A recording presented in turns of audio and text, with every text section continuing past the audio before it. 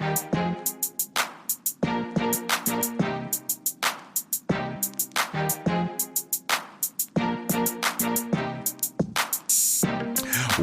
welcome, welcome. It is Friday, October 16, 2015.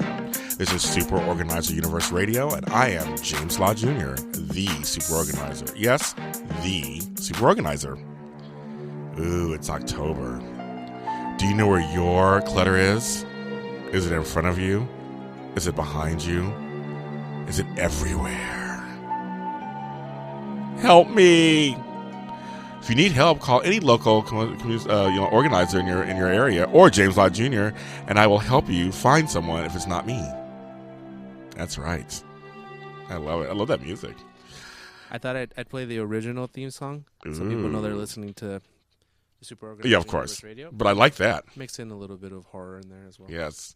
Because handing people stuff, it is horror. I'll tell you. It is crazy. So, of course, that was Brian, my engineer, who I always say good morning to, and he Good morning. Good morning. I have to close all the doors. Yeah, close all the doors. Shenanigans bothers the other people. yeah. I love the word shenanigans. I was using it all today. Shenanigans. Tomfoolery. All that stuff. Yes. So we're here today. So we're going to talk. We're going to talk about some stuff related to organizing and life coaching. But first, before I do any of that, of course, I start my thanks and gratitude because I believe in giving thanks out loud and living in gratitude. Number one, I want to thank, because you guys are on this journey with me online and here on the radio program. I want to thank Black Hollywood Live, Dario Christian, and the whole team there. I now have a new TV series. Yes, you're probably thinking, one more TV series, James? Yes, one more TV series. I am now bringing back an old show they had called Breaking Into. And it's a half-hour interview show, basically what I do here. It's a half-hour interview show, and I'll be interviewing people in different industries and talking about how they broke into them, hence the name. And the show will be starting sometime soon. Just stay tuned. I'm ready to give a date just yet. I'm working on logistics. But that's coming soon. I'm very excited to have that. They had auditioned me. They came to me. I was very excited and living in gratitude for that. Also want to thank my clients outside of Los Angeles, because my clients across the country who patiently wait for me to show up several times a year to help them get organized or life coached or voice-overed. I get to do all that stuff, and it's so exciting for me because this time of year, I'm going to be doing that soon. This time of year is a great time to go across the country and see the changing of the leaves and actual weather. In California, it ain't a leaf turned. I saw a post yesterday that said my favorite part of winter is looking at it from California. yeah. Well, me too. I mean, I don't want the other stuff that comes later, of course, but I do want something. I'd love a snow day. One. I take one. Are they miserable? Yes, they are. Am I a California boy with a stupid dream of yes. wanting to live in the snow? It's horrible. It's fine at first, but after a while, yeah, it sucks. Okay. Yeah, it does. Thank you for. Yeah, I'll be in some snow sometime during the winter too, and so yeah, that's why a lot of folks leave and go to Florida. Well, pack me some and bring it back. It'll be watery, but okay, sure. Bring it back. I'll get a dry ice container and everything, just so I can have it all in there or something. Yeah, sure. That won't work. The more water you bring back, the better for California. Isn't that funny? Like, hi, why are you bringing all this water back in your bag? I'm like, because California needs it. We're in a drought. We're in a drought. Why are you stopping me? Yeah, exactly. It's water. It's not a fruit or anything. It's water. Kind of crazy. I kind of like that idea, actually. That'd be a great skit, actually, on some kind of show. But I want to thank them so much. I get to see them several times a year, and they support me, and they bring me back to wherever they are, so I really appreciate that. And to my clients in Los Angeles who put up with me for leaving. They're always sad. They're like, James, really? I'm like, it's my time. I'm sorry, they need me. I'm sorry. They get sad when I go. So you guys are the greatest. I'm so fortunate I get to come back home to you guys. That's what's so great. So those are my thanks and gratitude for today. It's just all about my clients and then my new ventures. If you're trying to keep score with James Lott Jr., what's happening is I have currently now 4 shows on the year. I got rid of some have ended, but just 4. And that is because I'm going to give some shameless plugs because it's my show, so I can do that. On Wednesdays, I do the Mysteries of Laura After Show. That's a TV show on NBC starring Deborah Messing. I do that with a great cast. Alexis Torres and Cameron Lewis. They're just like the best. We do it on Wednesdays. And then I do, of course, my Sunday soap block on AfterBuzz TV, and that is Days of Our Lives, Dish and Day show, and my baby, the GH Report. So those are going on, and I'll have Breaking Into. So just those shows. And then my radio show, of course. But then I have other million things going on, too, but that doesn't count. Just want these things. So let's get into it. Let's start something. I've been telling you guys about what organizers do. I've told you some of the roles of what organizers play. I have shared with you the things that organizers believe in and some of the philosophies, especially my philosophy, of course, and the things to look out for when trying to hire an organizer. Now I'm going to tell you the things a professional organizer should not do. Not do. Not do. Exactly. That's right. Not do. We're going to talk about it. If they do it, fire them. Thank you, Brian. I wish I had more sound effects. I'm so sorry. I know, that still works. It kind of gives the mood I'm about to give.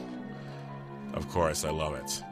Okay, so, as you know, just a little refresher. Professional organizers are available for support. Disorganization isn't our problem. It's the person who calls and asks for help. We're kind of off the hook. It's your stuff. It's your stuff. We, as professionals, are to set and uphold certain boundaries, of course. And I actually appreciate boundaries. I think it's a good thing to do. In real life and in real life. I keep my personal life out of the session. Just like any job. When you go to your job, you're supposed to leave it at the door. Who cares if the dog was up all night and chewed your sneakers? Who cares if the baby was screaming and threw up 10 times? It's things like that you have to kind of leave at home. You just got to leave that at home. That's my job too. The boyfriend yells at you. All that that's not your problem to take on when we're with you. Sometimes I may share a similar experience though, or illustrate something to show you that I understand what you're talking about. You and your organizer will find your personal space ratio. You'll figure it out. I like to have fun. I like to laugh, have a good time. We had Julie Umer in here recently. She's another organizer who talks about, sometimes turning music on, having snacks, whatever, just having a good time, having a glass of wine. You basically just work it out with your organizer, but you want to make sure there is kind of a clear delineation between, what's professional and what's personal when you're working together. And when I do share experiences, and I advise this to all organizers, of course, try not to make it all about yourself. Me. When I did this, and when this happened to me, and when me happened to this, it was you want to share a little experience and kind of relate. You want to make sure you include that person in the conversation, because you want them to it's not about you just sharing your experience, it's about them relating and going, oh, I see what you're saying, and then moving forward in whatever it is they're moving forward in. It's kind of a line that I'm always aware of. Okay, especially when organizing, because organizing is a personal thing. It's a really personal. You're touching their stuff. You're in their space. You're in their person, so to speak. So it's kind of, you have to be really careful. It's there. So if you hire me or any professional organizer, you need to look out for these certain things that a professional organizer should not be doing. 1, impose personal views. Now, people sometimes will say, what do you think? Now, that is more of a professional thing. You're asking what you think. You should answer professionally, because it's not about you or what personally you would do. Now, some things you personally will do, an organizer will do, is what they do professionally. They made it into something professional, so that makes sense. But you never really go, well, if I were you, I would, no, don't do all that. Just okay, here's what I suggest. Here's what I invite. That's what they should be saying to you. A client should never feel inferior. Never. Because, yes, you're the expert. They came to you. So it's already established. You're the expert. They're high. They're giving you money. So they got that. But they don't need you to reinforce, since you don't really know what you're doing, let me tell you. I mean, I've heard people say stuff like that. That's so rude. You know, or, I'm just so wonderful, aren't I? You hired me and I'm just the greatest person on earth. I mean, this is so crazy. You're so fortunate you found me. You don't want to talk. Yeah, it's true. But you don't want to say that to them during a session. It's like, no, you don't say that. Again, they know you're the expert. You don't need to make it any worse. So if they're talking about how great they are, and it's just kind of bad. But when they start saying, they should change their language to things like how great we are. What a great job we are doing. Think about that. You are doing a great job. You are really working this out. You are really thinking about this. This is great. Because they're already feeling self-conscious already. And we are there to provide examples of what can work for them and also train them on how to do things in a certain way. But it's up to them to find their way ultimately. We're simply there. An organizer is simply there to provide support and acceptance first above everything else. We're coming in, we're non-judgmental, and we're here to help you. You have a situation, we are a troubleshooter. We are just a person here to work with you. So I kind of look at that. Another thing they should not do is go to that dark place with you. Now you're like, what does that mean? Well, I tried not to do this with people in my life, period. Okay, so let's just start from the beginning. So there are reasons for lack of organization. They are vast. There are many. It could be any reason on earth. It could be legitimate things of like health. It could be things that, everything's legitimate on some level, but it could be you're just lazy. It could be anything. It doesn't even matter what it is. You got a big move, you have kids, doesn't matter what the reasoning is. The client may rant to you about a situation. And that kind of happens sometimes with an organizer because it's an emotional thing. So they're just like, oh my God, I can't believe I did this, and oh my God, it happened here. I'm like, that's fine. Let them have their moment. But our job is to not get sucked in by their problems. And I always say, actually, for me, I'm going to say it in a way that I always talk because, people who know me here on the show, I talk very plainly. I don't co-sign nothing. God, I'm such an idiot. I don't go, you know what, girl, you are an idiot. You are a big idiot. You are absolutely correct. You are the dumbest person on earth. I would never do that. I don't co-sign those ideas. I'm an idiot. I ignore it and just go, okay, well, you're doing really well because you're here to change your life. That's why I'm here. You're doing a great job because I'm here. That's the first step. I say things that are positive to turn it around. I may even say you're not an idiot. I may say it sometimes. But sometimes that invites them to say something else like, but no, I am an idiot. I just don't know what I'm doing. I'm so stupid. So no, you don't want to do that. You don't want to go in with them and go, yeah, you are stupid. No, you don't want to say that. You don't want to do that at all. You want to support them in a way that really reinforces that you're there to accept them and support them. That is very, very important. And sometimes they'll use really harsh language on themselves and their situation, or their housemates, or kids, or husbands, and it can get really dark, and it can get really emotional too sometimes. And I'm not saying not to be compassionate, not saying to ignore completely.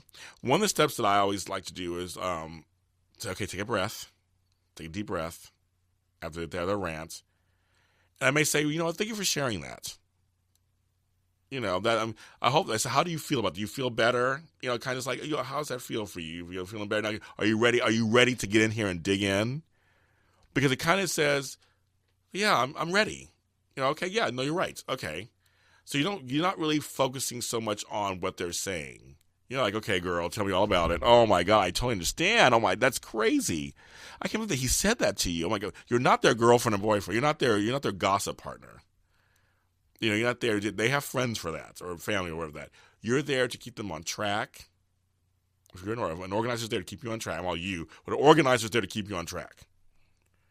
So we need, as organizers, to help take a deep breath and really tackle what they called you over there for. And you can actually even say those words if you're an organizer, or if you're a person looking for an organizer. They should say things to you like, well, let's tackle what you called us over for. Or we're going to take our time today, but we're going to work on what you need to have done. Or you say to them, what do you need done today? I'm here to help you out. So, I mean, things like that. You want to use language that's completely, and you need to hear language. So depending on what side you're on this, if you're the organizer or the organizee, that's not even a word. Once again, I'm making up words. I don't think that's a word. But anyway, you can always tweet me about it. It's the Super O that I made a wrong word. But basically, if you're the one, the client, that's more better. That's more better. Wow, I'm alive today. That's better if you're the client or if you're the organizer. You should be hearing language that is supportive and not codependent. It's the organizer's job to set the tone. So that's kind of we need to keep all clients on track.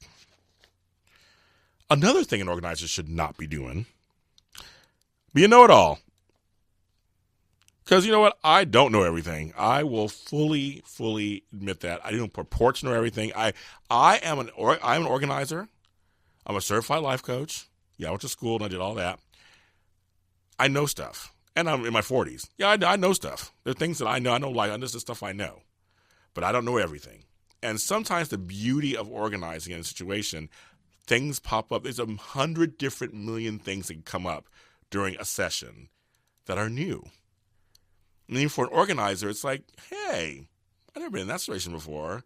Let's really talk about it. And it's like if you're a know-it-all, if an organizer is a know-it-all, then there's no room for growth. And then the person, again, feels inferior or feels annoyed. How many times have you been around somebody who literally knows it all? Now, we know they don't. But they think they know it all, and they represent like they know it all. And you're like, shut up. And you're just like, never mind. You tune out at some point. Like, for example, for me, I bring nursing, sales, retail, merchandising, life coaching, event planning to every session with me, and money and many more things. Parenting, whatever. I bring out, being a son, being a father, being a grandma. I bring a lot to the table when I come to a session. I usually can advise or suggest something in a lot of those areas. But on the other flip side of this, I'm not a psychiatrist. I am not a doctor. I'm just like you. I want to figure it out also. I'm working with you. I always say I'm working with you. And organizers should feel like they're working with you. And that's the whole point, is that you find epiphanies together sometimes. So when an organizer doesn't act like they know it all, they're open to the universe, and then stuff comes up and you're like, wow, which actually works for them too in other sessions and other clients, because it may come up again. Or it's a situation they didn't have a handle on in the first place, but with you, the client, you found a solution together that they can actually use again and again and again. So, I feel like if issues come up or epiphanies happen during the session, it's my responsibility or the organizer's responsibility to suggest that you seek maybe additional help. In some hoarder situations or really heavy pack rat situations, you need a psychiatrist or a psychologist. You need a clinician. You need somebody else to kind of guide along with you. I can only do so much as an organizer. And they may be able to help you get over the hump on that. So I feel like, or if you need a plumber or electrician, there's things, I'm happy to turn you over to somebody else to still get you to where you need to go if something comes up. I'm also, as an organizer, not here to read you or take your inventory and tell you what you need to do with your life. Because again, I'm imposing my views, which was the last one. That's not good. So I'm not here to tell you, girl, your house is crappy. I think you need to move. Screw trying to fix all this house. Just move. I'm not here to spend your money or tell you what to do with your life. That's not what I do. I'm not your buddy. That's not what you don't do that. I'm here to help your situation the best way I can. And your job as a client is to guide me. Let me know what it is we're doing. Right? So that's, I'm not here to tell you what to do. The last thing an organizer should not do, well, before I even say that, so I just want to recap. So far it's, they should not impose personal views, go to the dark place with you, be a know-it-all. And this last one is actually very important for both sides. An organizer should not completely solve your problems. It's a tricky one because I'm an organizer and I'm a problem solver. And in some ways, I'm a caretaker, in some ways, natural caretaker. So I want to help. But I have to realize, like, something that my great teacher in coaching school, Lori Cameron, who, shout out to her, love her to death, told me from the very beginning, you are off the hook. Organizers are off the hook. Even as a friend, some of my friends, I'm off the hook. My family, I'm off the hook.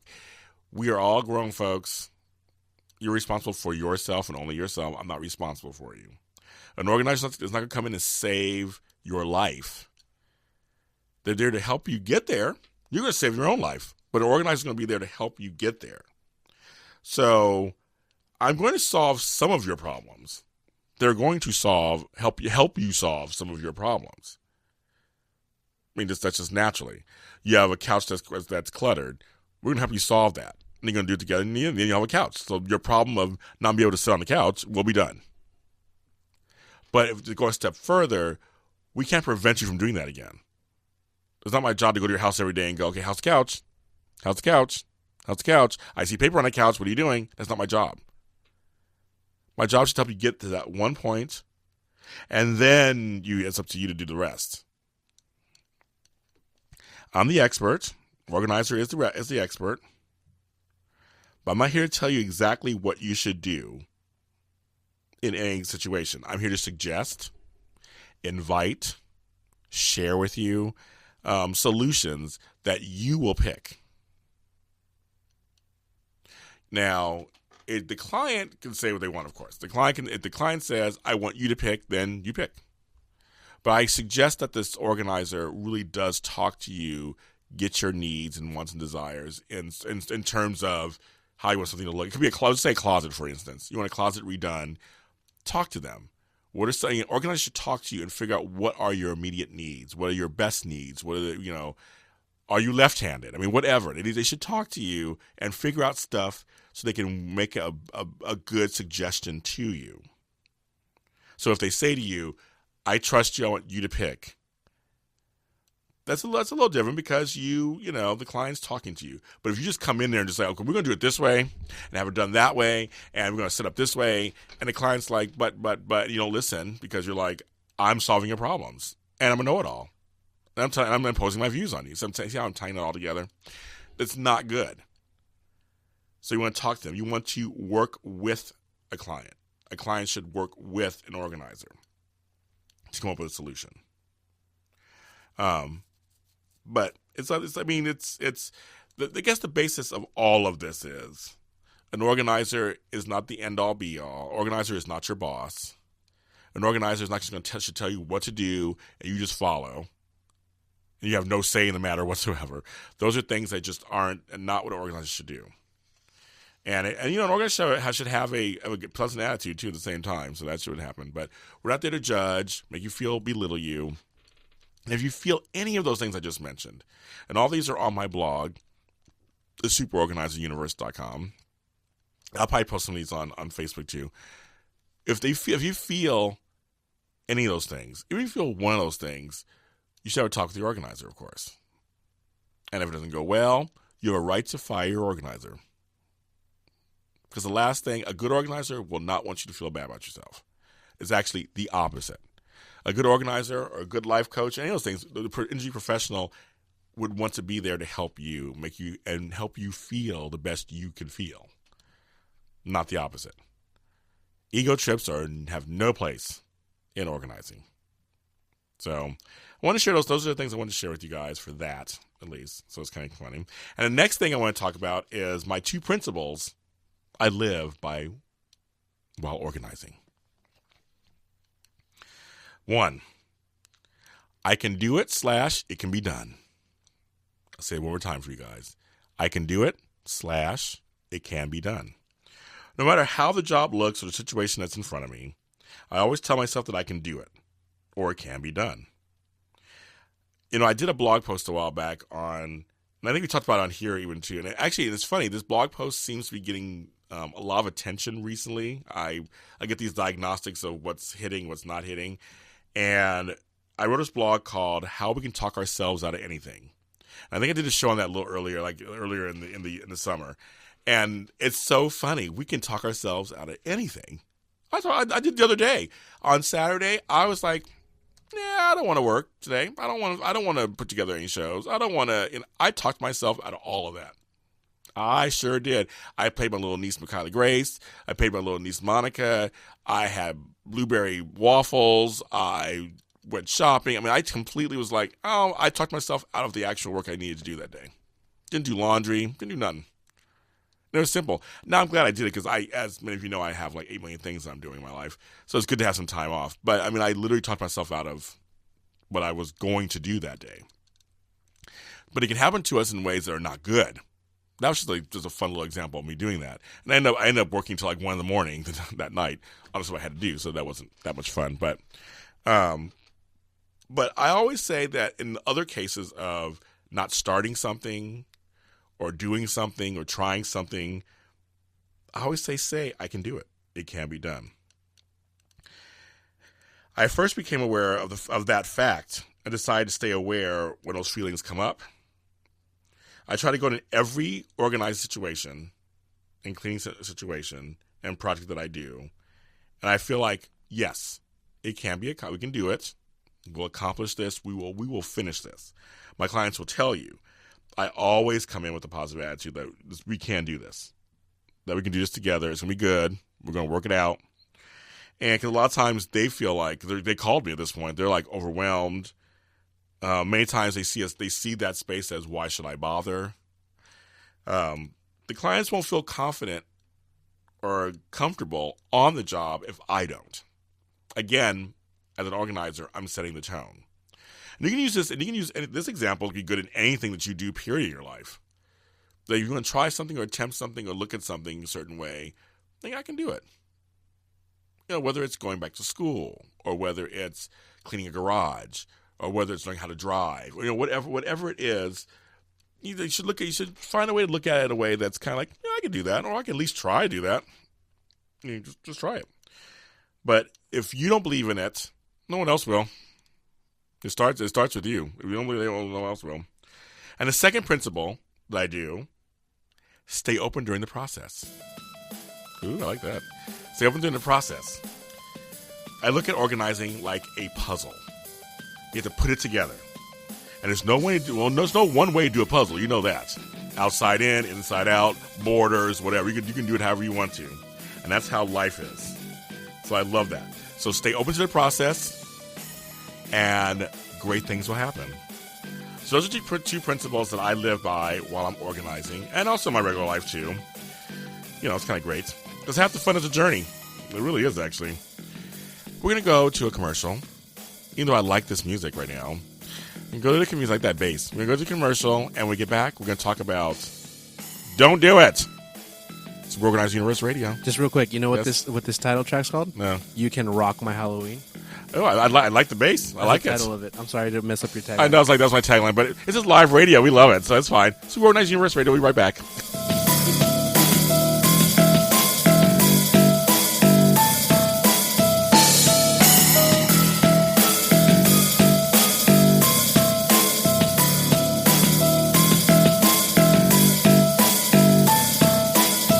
Time to tune in and log on with Behind the Lens. Join noted film critic Debbie Lynn Elias and a lineup of talented co-hosts and informed guests each week as she goes behind the lens and below the line. We'll take in-depth looks at films and filmmaking with the movers and shakers and up-and-comers of the industry, along with movie reviews, interviews, awards, festival coverage, specialty segments like Tech Talk and Classic Corner. Tune in to Behind the Lens every Monday, 11 a.m. Pacific, 2 p.m. Eastern, only on Adrenaline Radio.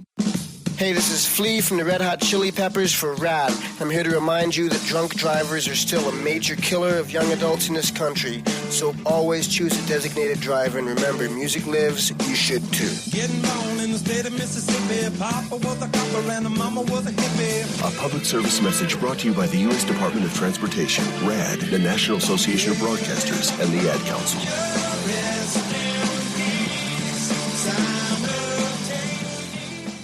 Do you love leather? Do you own a piece of fine leather furniture? Do you love the way it feels when you sit in it? Do you want to keep it that way?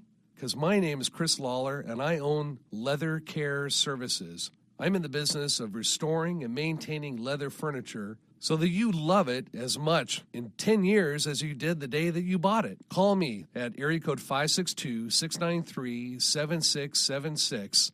Remember, Leather Care Services, saving cows one hide at a time. While cutting molding with a 12-inch dual compound miter saw, while holding a newborn baby in your arms, when face-to-face with a congregation of alligators, with the ball in your hands and the entire freaking season on the line. There are a million places you'd never consider texting. So why would you do it while driving? NASCAR driver Casey Kane here, asking you to please stop the text. And together, we can stop the wrecks. Brought to you by the Ad Council and the National Highway Traffic Safety Administration. Get the message at stoptextstopwrecks.org.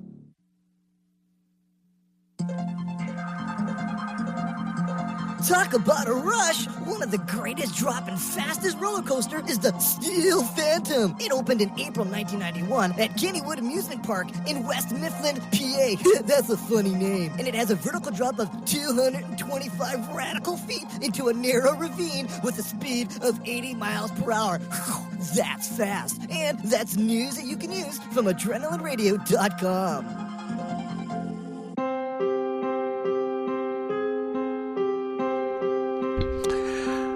This is Super Organizer Universe Radio in October 16th, 2015. I wonder if I can play that on the piano. I play piano. I wonder if I can play that on there. Of course you play piano, right? I know. I know. It's like, yeah, I do everything. I do everything. I play a little bit of drums, too. It's kind of crazy. I can only play guitar. Sorry. A little bit of bass, but I don't have no rhythm, so... You kind of need, yeah, especially in bass, you kind of need rhythm. I'm better as a guitar player because I can just kind of stop playing. Yeah, right. In the middle of a song, but a bass player, there's no breaks for a bass player. You have to have rhythm. So that's so funny. My goodness. Okay, we're back. Everyone. So this next tip is called "Simply Don't Do It." Yep. Sometimes in life. Hey, one more time. I'm sorry. Simply don't do it. That's making me laugh. It's getting less eerie now. It's making me laugh now for some reason. That's funny. I like that. Do it. Don't do it. Hey, don't do it. Don't do it. Don't do it. Don't do it. Little Agas. And I was like, hey. I like that. All right. Little effects for you guys out there. You know, it's live radio. Where am I? Somewhere on the radio. On adrenalineradio.com is where I am at. Okay. So sometimes in life, there are simple answers to some of the many questions out there, of course. We can add all the reasons why we do certain things. Yes, there are patterns, of course, that are hard to break and habits that, that form real easy and they set in. Habits really do form easy and set in. In my practice and on my blogs, I always talk about steps and ways to break cycles because sometimes it does take steps to kind of get to where you need to go to break something that's a cycle. I'm all about moving forward in changing behaviors, my own personal life and in professional life. I believe that for long-term success, you need to understand why you do things, for the most part. But sometimes there's one answer, and it's really easy and needs no elaboration or explanation. It doesn't even need an elaborate explanation. Sometimes the answer is just simply don't do it. Really. That's a good night, everybody. Thank you. See you next time. No, just kidding. But just don't do it. Here's an example. Here's an example where there needs no explanation. Yeah, you can figure out why you do this, but here's an answer. Your sofa has clothes piled on one side of it. You can barely sit down on the couch. The answer? When you come home and take off your jacket, don't throw it on the couch. Take those extra steps and throw it on the bed, your bedroom. It's kind of being kind of funny, but part of it is just kind of that. It's just like then if you're tired of your sofa being cluttered with all these clothes, then don't throw any clothes on the sofa. Now, we all know there is probably reasons why you do it, and we can look into all that and stuff, but don't do it. You come home, you drop your bag by the door. But every time you go by the door, you hit your foot on the bag. Don't drop the bag by the door. Just simply don't do it. There's some things where the answer is lazy. There's some things the answer is habit. And if you're aware of it and you stop doing it, after a while you'll stop doing it, and it doesn't become a habit anymore, or it becomes an unhabit. That's not a word. Again, I'm making words up, but you get the picture. You'll do it less and less. And that's the beauty of retraining yourself and then getting what you want. You finally have a sofa. You can sit on the whole sofa. You can lay on the sofa. But maybe you have a nice sofa that you spent all this money on to be covered in clothes. Really? No. You want to showcase that piece of furniture. So when you come home, just walk to the bedroom. I say my thing is hang it up. Where'd you get it this morning? Oh, you're on the couch. Well, where'd you get it originally a long time ago? In the closet. Go back in that closet and hang up that jacket. Okay? Yes. But now if you do the first step I said and take that jacket and put it on the bed in the bedroom, you ask, well, now there's clothes on my bed. See, we're kind of moving things to another room. So now the living room is livable.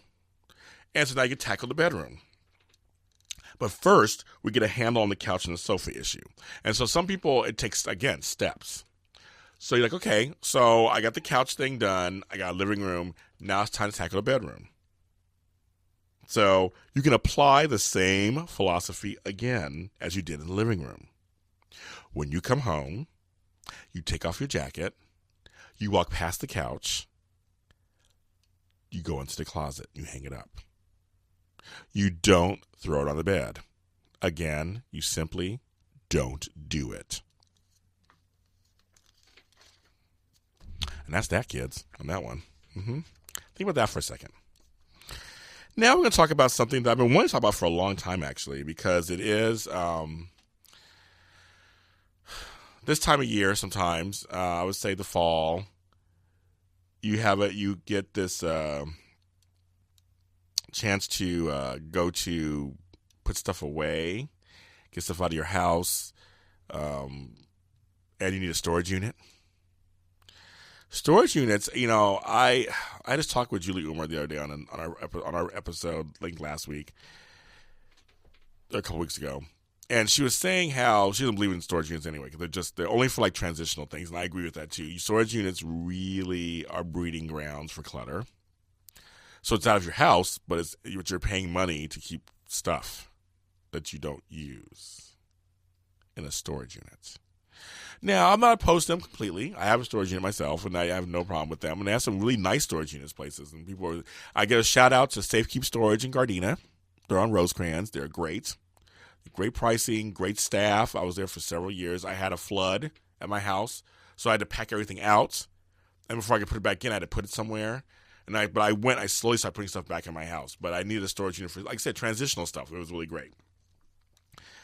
But if you have to have a storage unit, I'm going to give you 12 tips. Yes, 12 tips when getting a storage unit. Now, of course, this is also available on my blog, thisweekorganizeduniverse.com. But here we go. We're going to break some of this down. 1, selecting a storage unit.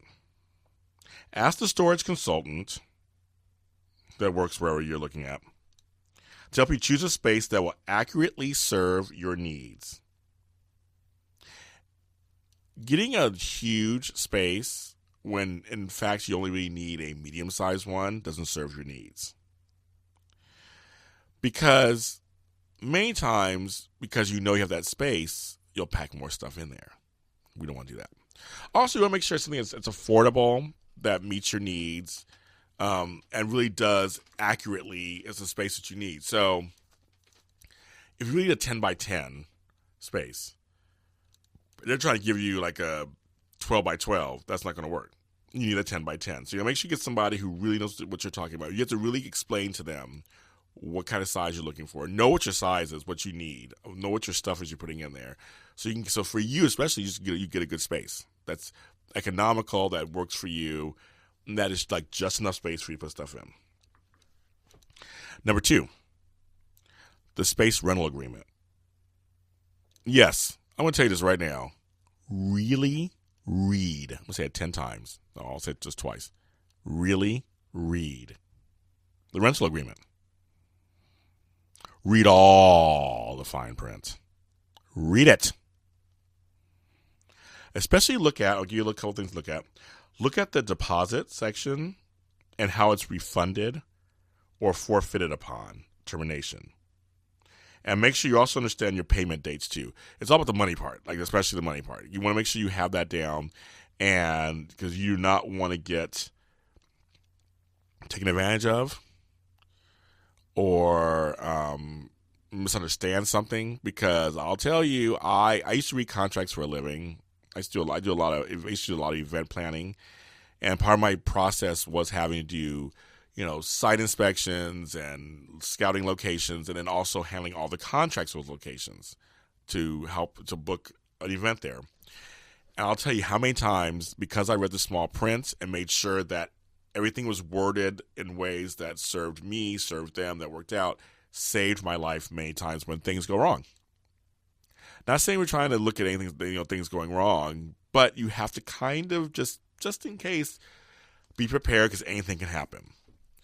Make sure there's a force majeure on there somewhere, like something like acts of God, things like that. You only look at things on there that if there is a flood, they will cover blank, blank, blank.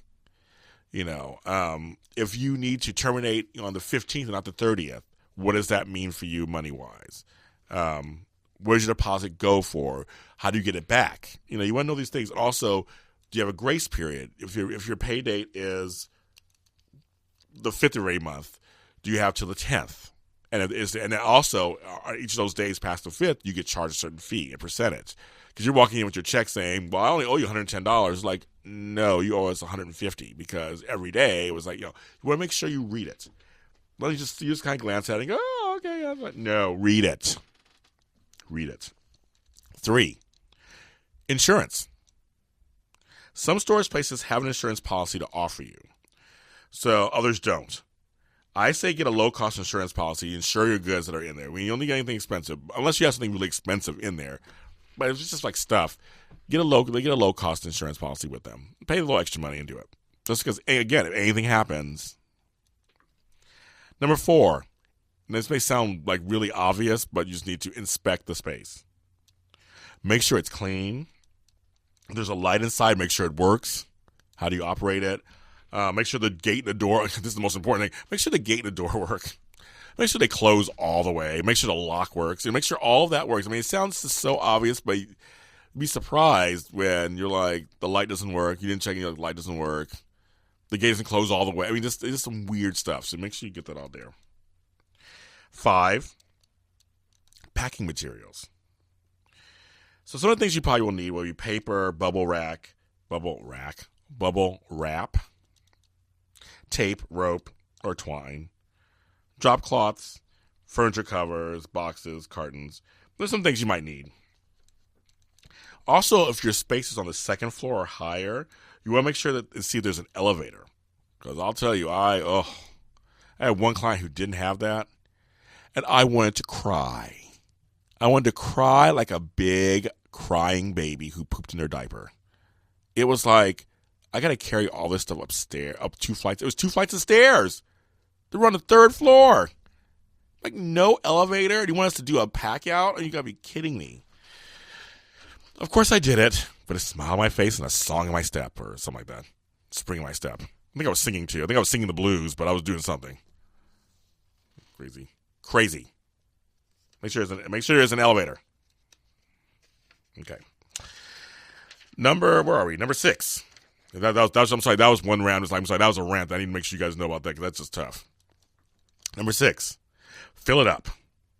If you only fill it up partially, it's not good. make sure all the boxes and the cartons are full and flat. So they close, and so when you stack on top, things don't break through, fall through. And there's another thing you think is super obvious, but I can tell you how many boxes are when you go in somebody's, they're broken, destroyed. I mean, this is crazy. So you make sure they're there. So, and make sure the inexpensive stuff's kind of on the bottom, expensive stuff's on the top. Make sure it's all, kind of separate. Number 7, label or write on your boxes what is in them. Another thing that sounds kind of simple, but yes, these are plates. Write plates. Make sure you write and label, and I've talked about this before, make sure you do it to where you know that you'll know what it is. Screw all the fancy stuff. These are something, Toshiba's like China or something. No, screw all that. These are China plates. These are kids' toys. These are documents. I mean, just make it super simple that you know when you go in there, look for them. What are you looking for? I'm looking for kids' toys. There's 10 boxes of kids' toys. That's what you need to do. Make sure that's very just clear. And I say use labels. If you don't use labels, you can just use a big Sharpie. When you use something that's clear, you can see it. And make sure you face it out so you see it when you walk in. Nothing better than walking in somewhere and it's all faced the other direction. And you're like, I think it's over there. Because you may think you also may think you may remember where it is. I put it in the corner. Well, I'm going to tell you something, kids. If you have a full life or even partially full life, you're not going to always remember where it is. If you don't go there especially if you don't go there all the time. I can't remember what I had for breakfast this morning half the time. That's how life works. So I make sure everything is labeled where I can see it. I can just go right to it. 8, appliances. Fridges, freezers should be completely dry on the inside, and the door should be slightly open. It's kind of what I was saying. It's supposed to be. I'd read that somewhere. That's supposed to do that. Number 9, glasses and dishware.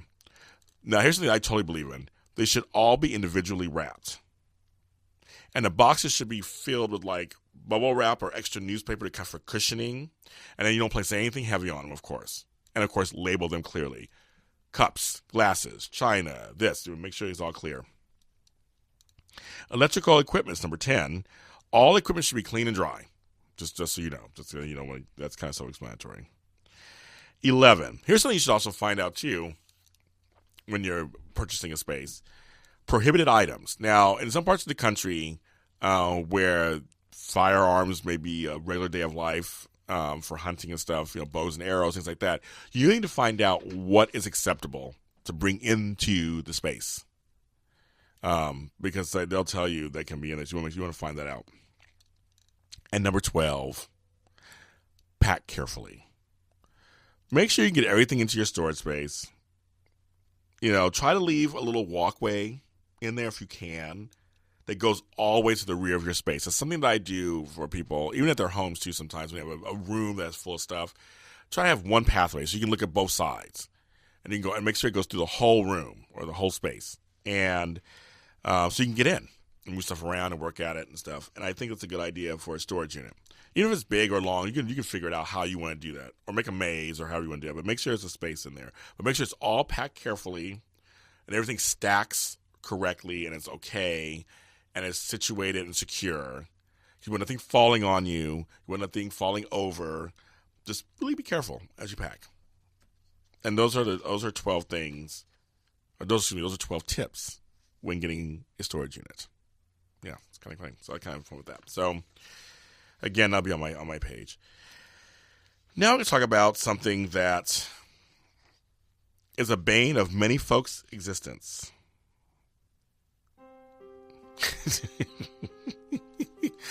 Yeah, I love it. Yes. Papers. Papers. Papers. Papers. Papers everywhere. This is break music. I know it is. I love it. It's like papers. That's what we're going to talk about when I come back after a few of these little sponsors. Papers. Super Organized Universe Radio.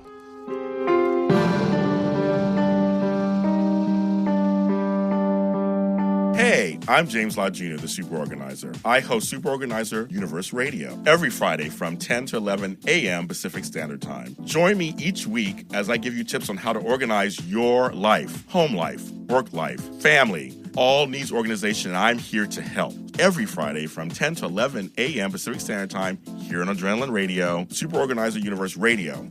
Organizing shouldn't be sour. It should be sweet.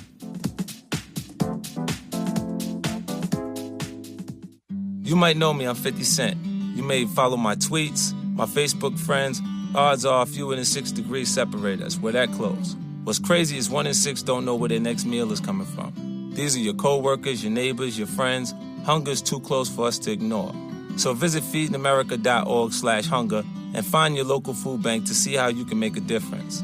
From one close friend to another, let's do this. I'm 50 Cent, and together we are Feeding America. A message from Feeding America and the Ad Council. It was a clear black night, What's up, this Warren G, you know what I'm saying? I'm here giving it up for RAD because they do a lot of good things for people. Before you drink, make sure that you got somebody that can drive your butt home so you won't crash or get pulled over and get a DUI. So go ahead and follow the rules and everything will be cool.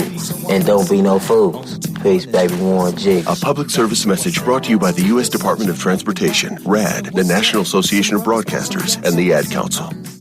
Do you know the value of your property is directly influenced by your landscape? It's called curb appeal. Poor curb appeal or a bad landscape devalues your property, makes it worth less than it could be. But a pristine landscape can increase the value of your property 10, 20, 30% or more. It'll behoove you to have America's most listened to garden expert and master gardener Nick Federoff evaluate your landscape. He'll offer an in-depth analysis on how to plan, improve, or change your landscape within your budget. He's also available to consult with your landscape architect, contractor, and gardener. Use Nick as your personal liaison to help you make the right decisions. For a landscape consultation to increase your curb appeal, call Nick's office at 562-945-6469. That's 562-945-6469.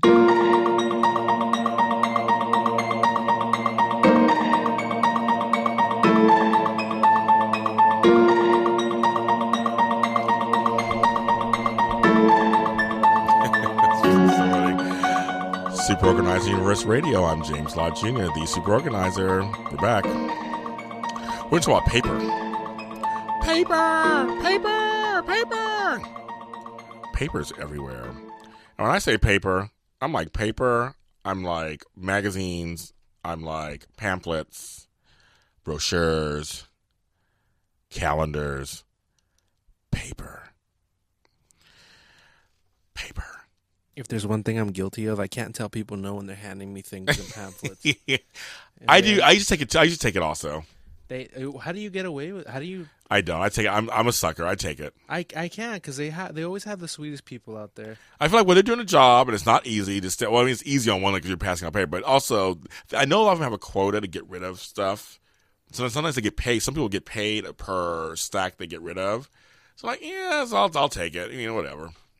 But then I recycle it. If it's not anything I want. It ends up on the floor of my room, which is why I'm interested to hear this next segment. Yes, exactly. Mm-hmm. Here's a quick way to organize papers. You know, there's other ways to do. There's more like, you know, filing systems and all that. We're not going to do all that today. This is just about some little quick things you can do to help yourself. Here's what supplies you'll need. A box, some file folders, a marker, or a pen, or labels. The space you'll need is a table. You can clear one, right? Or the floor, but it can be hard on the back sometimes. Or on the bed, if there's nothing on it. 1. Lay the folders out next to each other. 2. Lay them out open. Or you can keep them closed. The point is you want everything that belongs in that folder to stay put. Grab a pile of just whatever it is, papers, whatever, just grab a pile. And start separating them into different things. Now, the basket box thing is like for recycling or for shredding. It's like you're gonna do a shred thing, a recycling. You're just gonna just throw in. This is all quick stuff you're doing. You're looking at it and you're like, this is shred. Put it in a little pile. You're looking at it. This is recycling. Put it in the box. Then you look at the other things. You're like, oh, these are the bills. Put them on top of one folder. These are receipts. Put them on top of another folder. So what you want to do is you want to make sure you do this until all papers have a home on top of some kind of folder. It could be brochures, food, takeout menus. It could be just whatever it is, just going through it all. And you just kind of quickly doing it. Now, the stuff that you're going to keep, you're going to put those folders, you're going to put them, either close the folder up or put them inside the folder. And then you're going to write on the folder what it's for. You can just say receipts or home receipts or work receipts, whatever it is. Now, later, you'll put them into, you may break it all down to like, auto, lights, gas, rent, all that kind of stuff. But for right now, we're just quickly, this is a quick way, just kind of organize some stuff out the way. Because it's better it being in a general folder than being on a table or on the floor or on the bed or in some basket somewhere. Just when now you have a space that you can work from because they're in a folder. Now, I also would use the box. If you don't need the box for anything, if you're not using it for recycling or anything, you can put all the folders alphabetically in a box. And that kind of looks nice. I mean, I think it looks nice, actually. And actually, if you want to go a little advanced, you could say, okay, you could actually make the folders you want now. You can just go, okay, I'm gonna make this into all auto folder. This is insurance folder. You can do that, and then you have a box full of organized folders. It's a little quick way to do that. And I say, go out the house, grab what's on the floor. I mean, just grab it. Grab it. If it's on the table, it's in the kitchen, it's in the dining room. Where just grab it all. Bring it to the spot where you're doing this at. And just do this. And if you want to start small, start at one space, then go to another space, start from one room, go to another room. And like I said, until all papers have some kind of home somewhere. Then take the papers out for recycling immediately. If you have a shredder, I say shred immediately. If not, you're taking it somewhere, take it to a shredder shortly. But yeah, I think it's a great way to kind of just go through stuff and find a place for it that's not on the floor or on the bed or in the back of the closet. Just like get it going. So that's a quick way to kind of do that. So I love organizing. I love it so much. It's my passion. It's my calling. As many of you know, I do a lot of other things, but it still comes back to me to organizing. And I think that organizing is such an important part of our lives. It affects every single part of our life. It doesn't discriminate. It goes from, grandmas to babies. Time management, organization, flow, it all is very important. And I just really hope that while you listen to the show and reading my blogs or seeing my tweets or seeing stuff on Facebook that I find and share, that you find some kind of solutions for your life in terms of organization. Why I have different people on my shows that are not just organizers, that people of all walks of life, because it affects all walks of life. Organization is not just a thing that happens to just lonely cat ladies, in Louisiana. I mean, it doesn't discriminate. It's for everyone. And I really, really enjoy this field so much. I've been doing it for 6.5 years, almost going on 7. And I remember when I first started, I couldn't believe there was an industry of this. Like you can do this and get paid, and you can help people at the same time and feel good. I mean, I tell people I have a job that I actually feel good afterwards. How many times can you say at your job that you feel good afterwards? And I love seeing people's lives transform. I learn so much from my clients as they learn from me. Sometimes even more sometimes, because it's really about their journey. But I'm having a journey too at the same time. We're all having journeys together. And so I get to see it. And I get to smile and laugh and just have such a good time with them. And I love it. And I always think everybody who listens to my show, I really, really appreciate it very much, because if it wasn't for you, I'd be talking to myself. I do that at home already. I don't need to do it on the radio. And I love radio, so that's another story too. So I feel gratitude for that. And adrenalineradio.com for giving me the chance. I love it. So that kind of concludes another show for today. And where you can find me, of course, here we go. On Twitter, @TheSuperO. On Facebook, you can find me at The Super Organizer, and it's a /, or you can find me on my fan page, James Lott Jr., if you want to know all my dealings in media sensations. My blog, thesuperorganizeruniverse.com. My YouTube channel. Yes, I have a YouTube channel, and it is the Super Organizer James Lott Jr., all one sentence, and it's very organized. It really is, all my playlists. And of course, the granddaddy of them all, my webpage, which is thesuperorganizer.com. Thank you for listening. Have a great weekend, and I will talk to you guys next week.